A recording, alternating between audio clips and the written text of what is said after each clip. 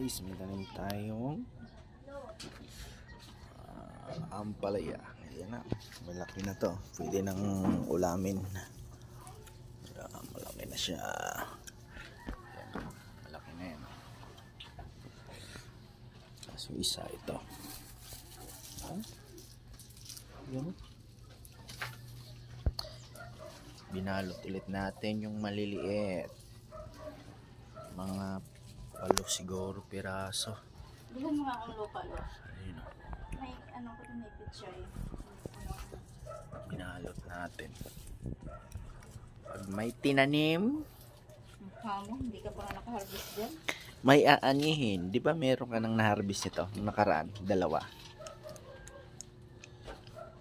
Niluto mo. Hindi ka mong maganda.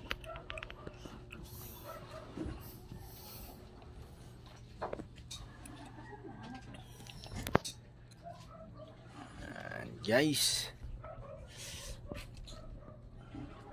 sa balde lang yan, oh. Sa sako.